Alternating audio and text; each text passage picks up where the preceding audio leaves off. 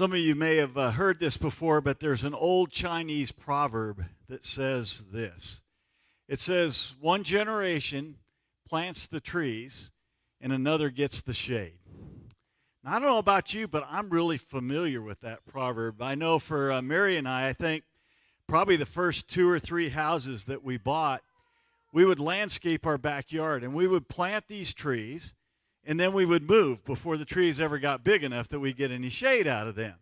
Now today, many years later, I won't say how many, but a lot, the people that are living in those houses, they're benefiting from the trees that we planted a long time ago. And the same thing is also true in a spiritual sense. If you're a disciple of Jesus Christ this morning, it's likely because you had people, parents and grandparents, and maybe even generations long before that, that built into you, that built those spiritual trees so that one day you could enjoy that shade. Now, there may be some of you here as well that never experienced that. Maybe you're the first Christian in your family. And if that's the case, then you also had some people in your life that planted some of those spiritual trees, didn't you? Maybe someone else, maybe someone you work with. It could have been anyone else, but you had someone in your life that was willing to kind of take you under your wing, to share the gospel with you, and to plant those spiritual trees so that you could get the shade. And today we're going to be talking about that, about the importance of families and developing mature disciples of Jesus Christ. And we're going to be looking at this passage in the book of Ephesians that deals with parents and children.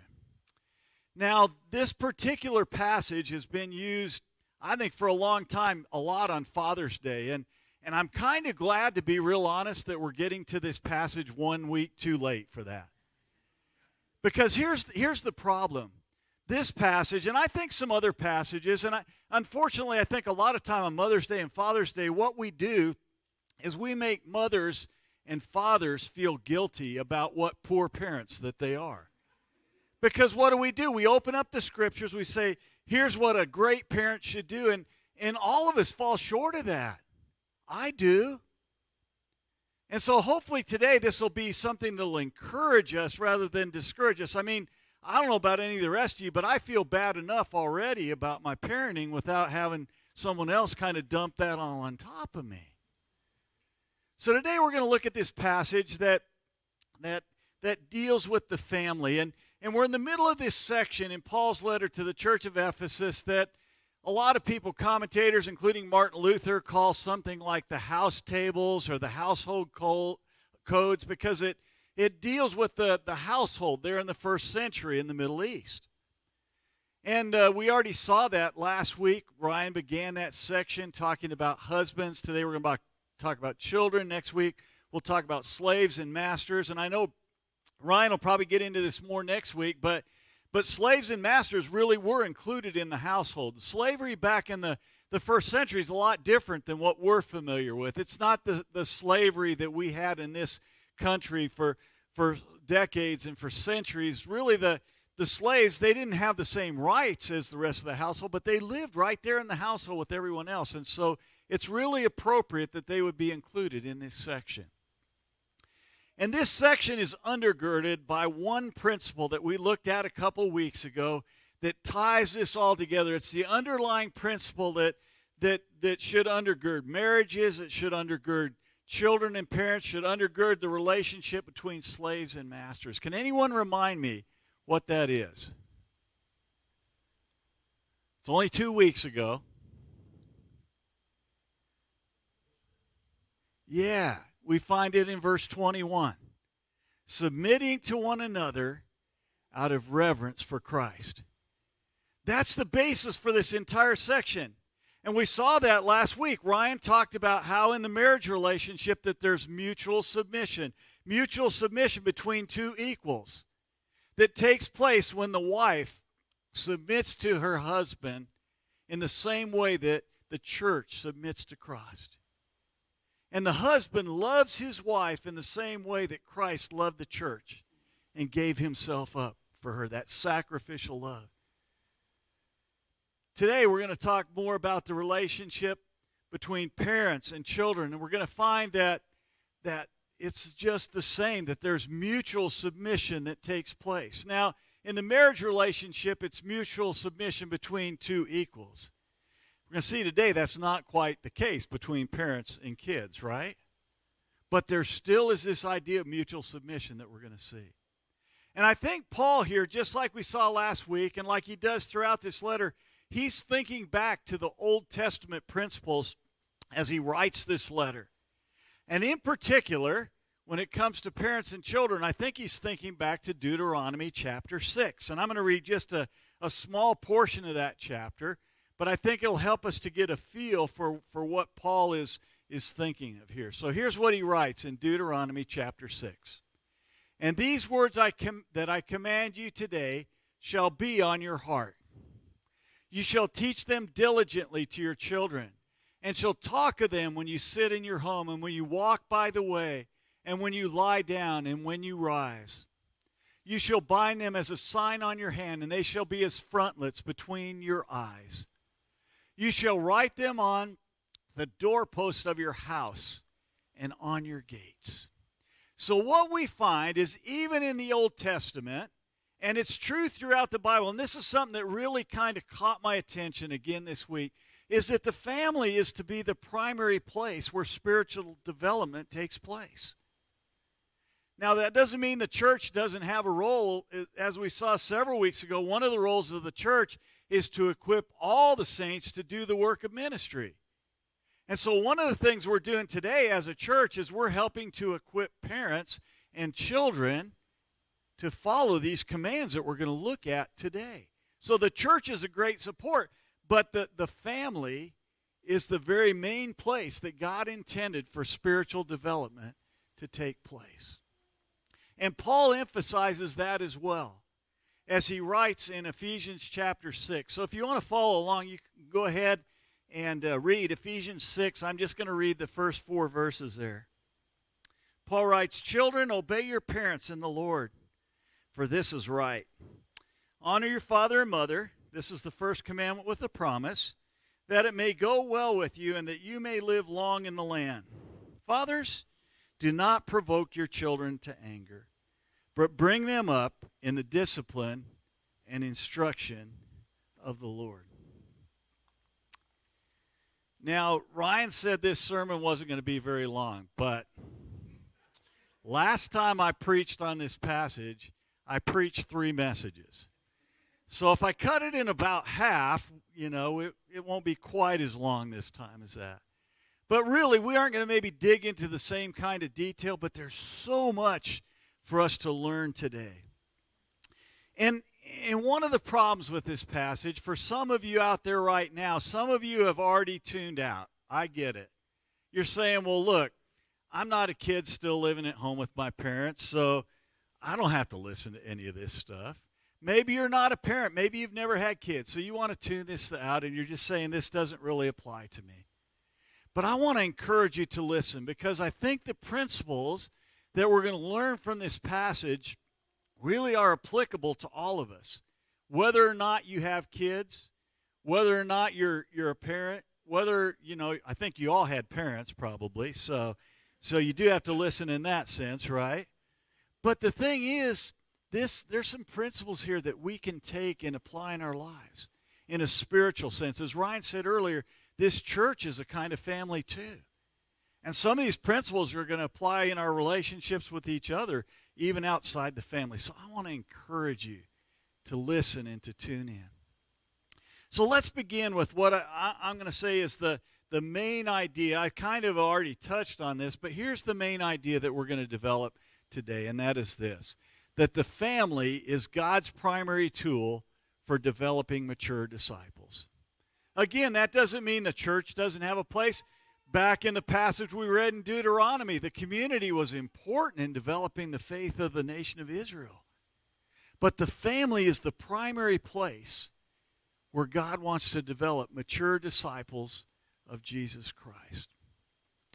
And in that family, as I mentioned earlier, this idea of mutual submission is very important, even when it comes to the roles of parents and children. Even though you might not think so, it is. And I can demonstrate that because the structure that Paul uses here actually reinforces that entire idea.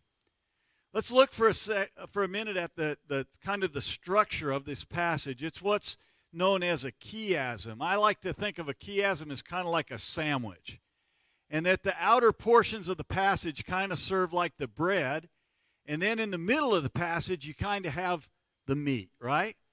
And so look at the way this works. He starts out and he says, "Children, obey," and I would suggest to you that children obey corresponds with the idea of parents disciplining and training their children, raising them up. And that what children are to obey is the training and discipline that they get. So those are tied together.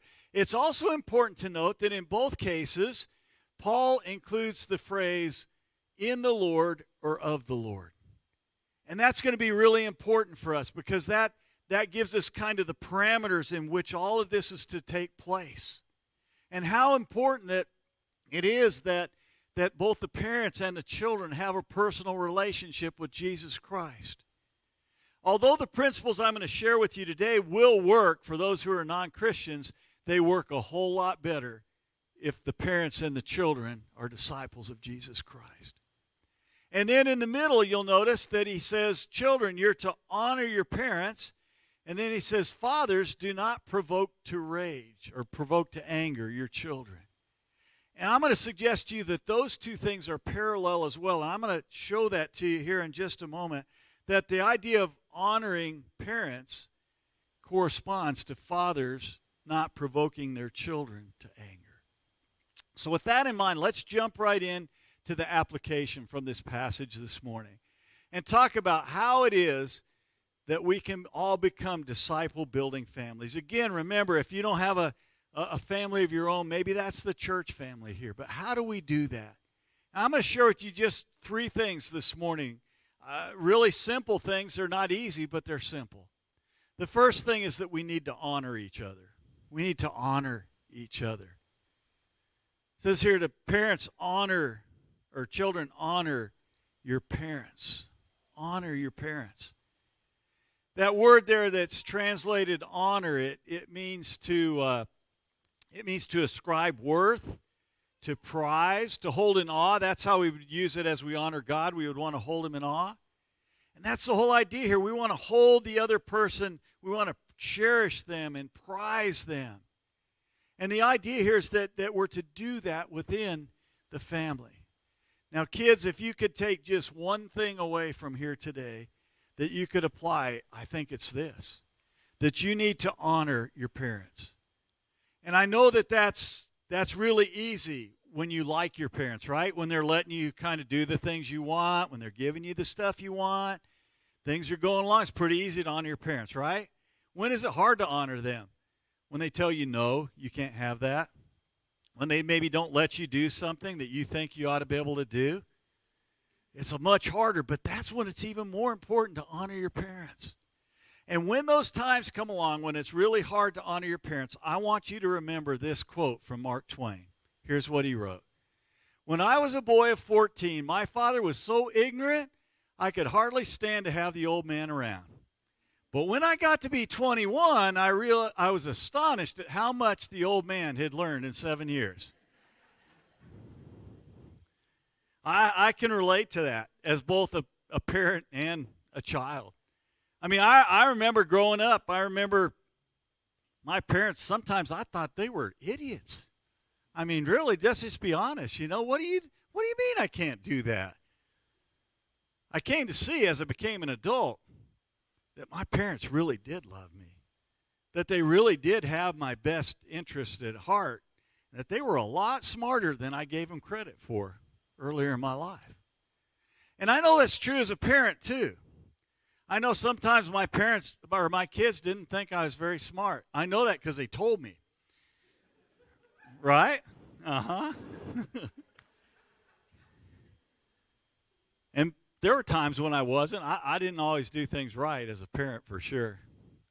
But I'll tell you this, hopefully now as adults, they look back on those times and they understand I really did love them and I really did have their best interest at heart.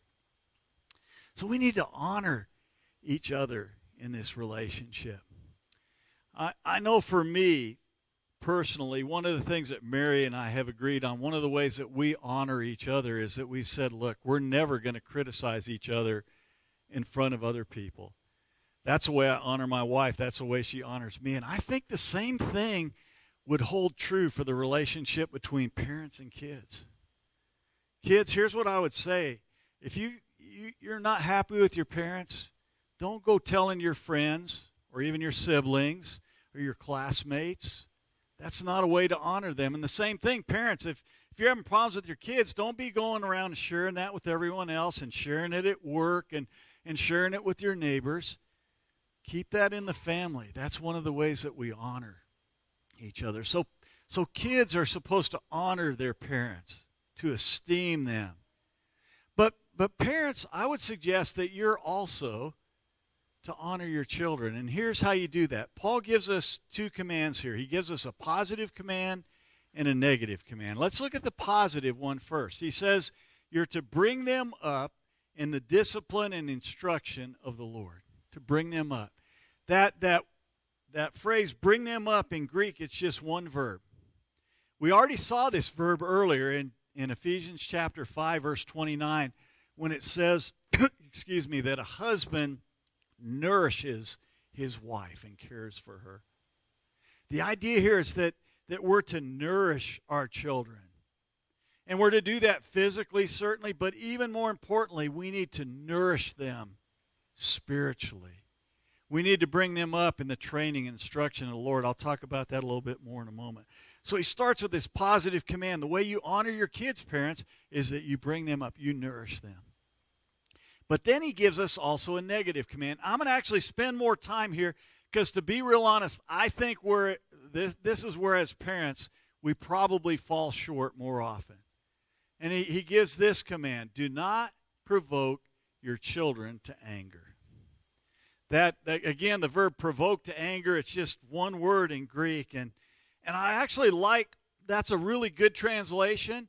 But I found some other translations that I think might bring this out even more. For instance, I really like the NIV. I memorized this verse in the NIV a long time ago.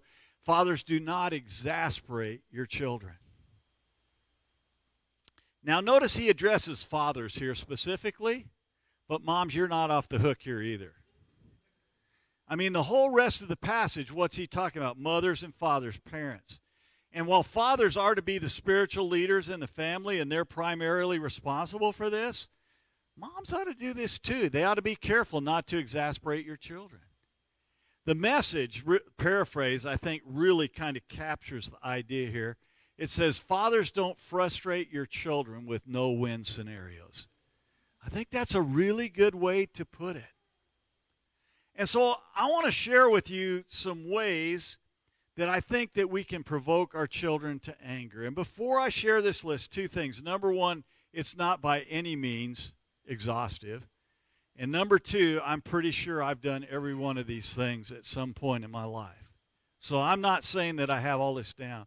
But here's some things. I've put the list in your sermon outline so that you can have it. You don't have to write them down. But here's the first one: a lack of standards.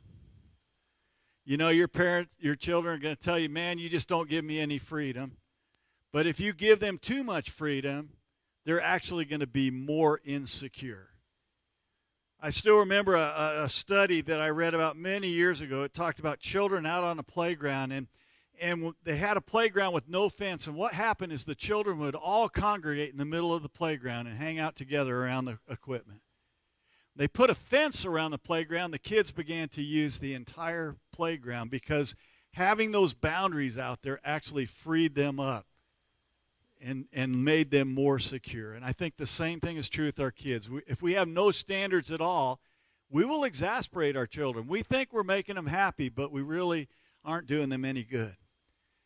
The second thing really goes to the complete other extreme, and that is a lack of trust. That's really the other extreme. And how this usually plays out is that we have a big, long list of arbitrary rules that we enforce with an iron fist. and we don't give our kids any freedom at all. We don't recognize that the goal of parenting is not to raise children. What? It's to raise adults. That's what we're trying to do, is to raise adults. We want our children to one day become adults. And so we have to be able to give them appropriate amounts of responsibility as they get older. If you're trying to hold your teenager to the same rules that you held a 5-year-old to, that's probably not a good thing, and you're going to exasperate your children.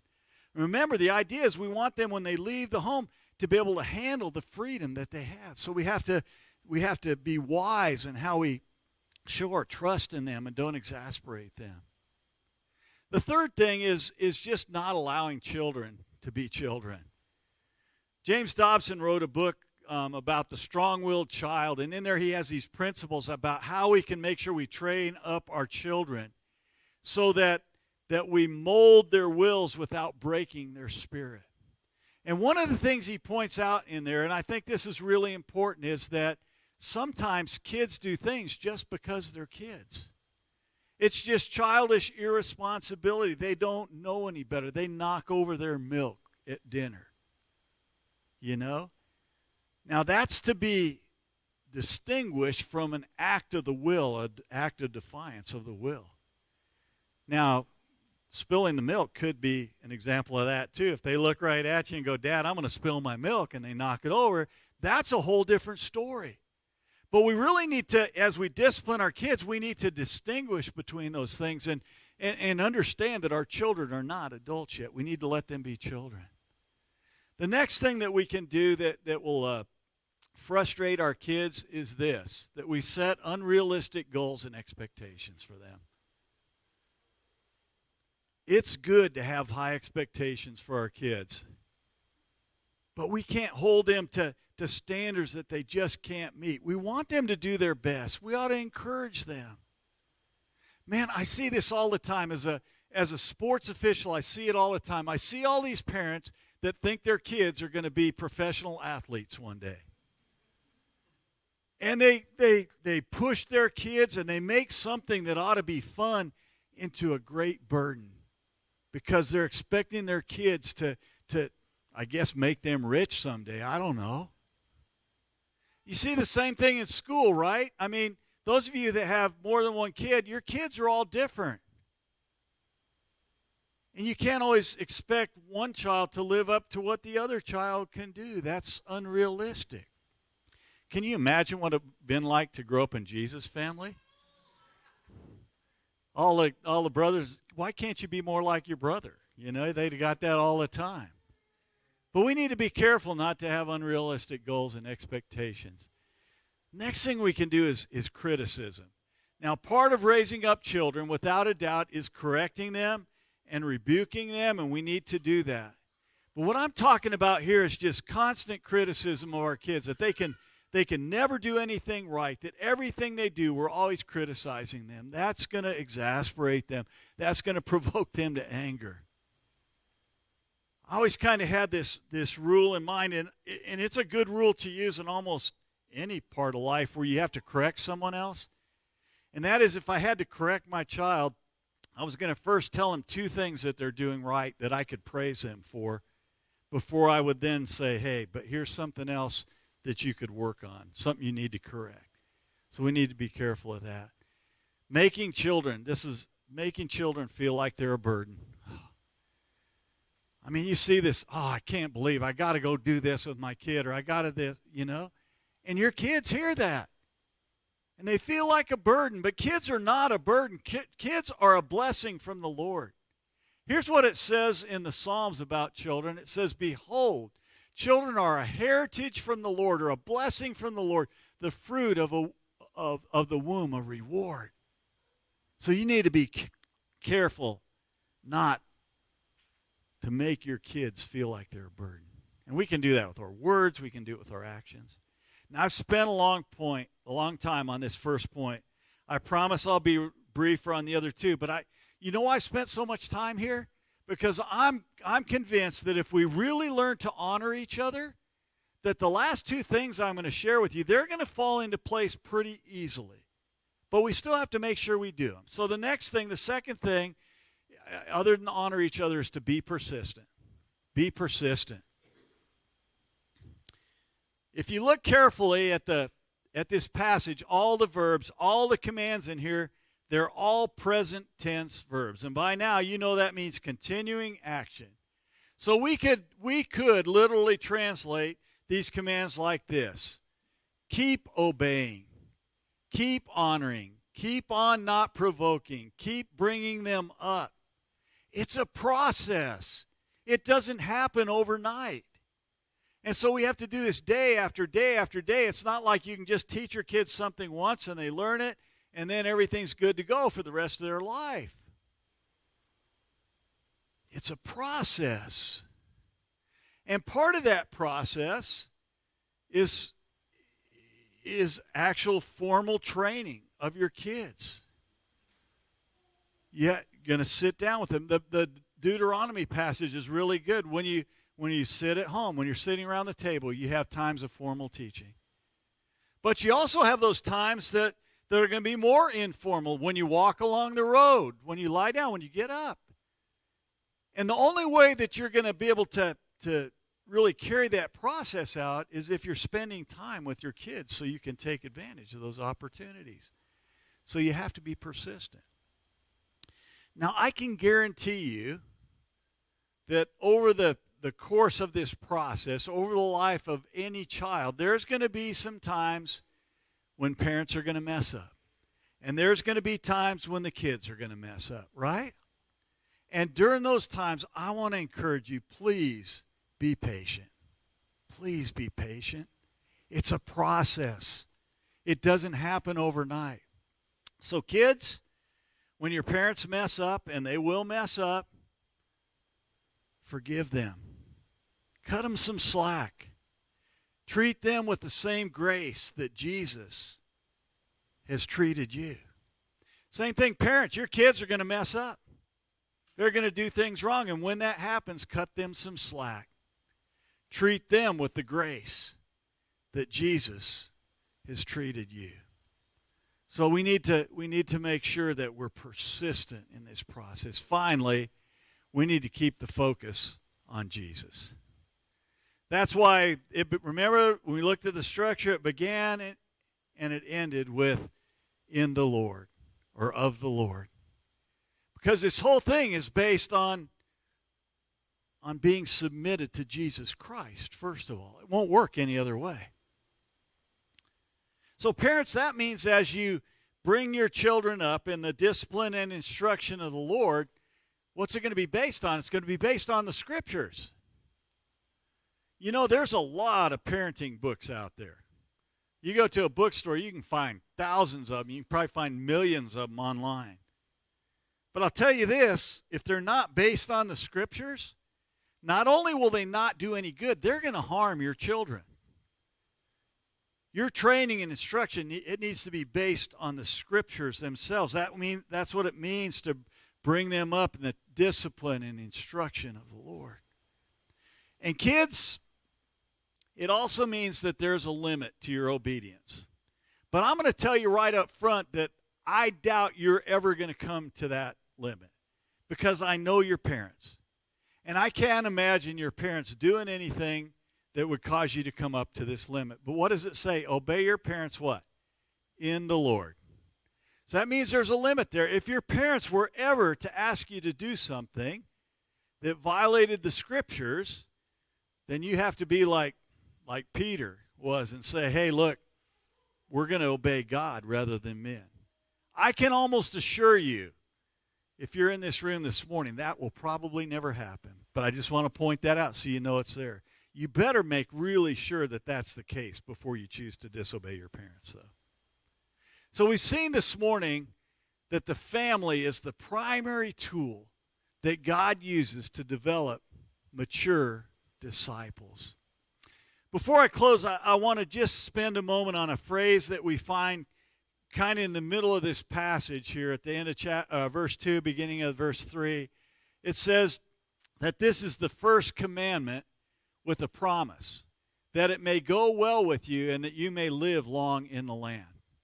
I think Paul's probably thinking back to this verse from Deuteronomy chapter 40. It says, therefore you shall keep his statutes and his commandments, which I command you today, that it may go well with you, and that your children after you, and that you may prolong your days in the land that the Lord your God is giving to you for all time. Notice two things in there. He says there's a quality of life, that it may go well with you. And there's also a quality of life, there's a quantity of life that may prolong your days. Now this promise that we find here, it's kind of more like what we find in the Proverbs. Just because you obey your parents doesn't mean you'll live to be 100 years old. Just because you obey your parents doesn't mean you won't have any problems in life. But what it does mean is that if you obey and honor your parents, your life is going to be a whole lot better than if you don't. That's the general rule here. And the same thing for parents. I want to encourage parents. You know what? Even if you could perfectly discipline and instruct your children, ultimately they're going to be adults who have to make their own decisions. Not all your children will turn out maybe to be the mature disciples that you want them to be. But if you are doing what we find here, if you're bringing them up in the discipline and instruction of the Lord, the odds are a whole lot better that they will. So I just want to encourage you with that. So as we close, I want to ask everyone to think about some things. I want to make this really practical. I want you to take away something that you can apply in your life today. So first, let me address the kids. I want to ask you kids, are you obeying your parents? And when you do that, are you doing that out of a sense of obligation? Or are you doing that because you really love them and want to please them? Are you honoring your parents? Are you choosing not to criticize them in front of other people? And as you think about some questions like that, here's what I want to encourage you to do, to write down one thing that you're going to do this week to better obey and honor your parents. Parents, I want you to think about some of the same kind of questions. Am I bringing my children up in the training or the discipline and instruction of the Lord? Am I doing that formally and informally? Am I doing things that provoke my children to anger? And as you think about some questions like that, I want to encourage you to write down one thing that you're going to do this week to improve upon that. And then here's what I want. If you have parents and children together in here, I want to encourage you to sit down this week and talk about those things as a family. I think there would be great benefit in doing that. Maybe there's some reconciliation. Maybe there's some forgiveness that needs to take place in the family. So I want to encourage you to do that. The rest of you, you're not off the hook either. As I told you earlier, if you don't still have kids at home, if you don't, if your parents aren't still around, I think these same principles can apply in all our relationships. So I want to ask you this morning, is there a relationship in which you have needlessly provoked someone else to anger? Are you honoring the other people that God brings into your life? Is there someone that you could come into their life and help them to grow as a disciple of Jesus Christ? Maybe even someone in this room. Or do you need some help growing yourself? Will you find someone else, maybe even in this room, that could help you to do that? And again, would you go ahead and just write one thing down that you would go ahead and apply from the passage today? I want to encourage you to do that. We began this morning with the Chinese proverb, if you remember that one generation plants the trees and another gets the shade. My question to you is, what are you doing to plant those spiritual trees that provide shade for disciples of Jesus Christ? Let's pray. Father, this is a really challenging passage. And Father, I don't want it to be a discouragement for either kids or parents or for the rest of us. I pray that it would encourage us to seek you out within our families, that we would seek out ways that we could better just operate under this principle of mutual submission, Father. Thank you for our families. Oh, Father, thank you so much for our families. I know I'm grateful for mine, and I know that everyone here is grateful for theirs as well. So we give you thanks. Thank you for this church family as well. Pray these things in Jesus' name. Amen.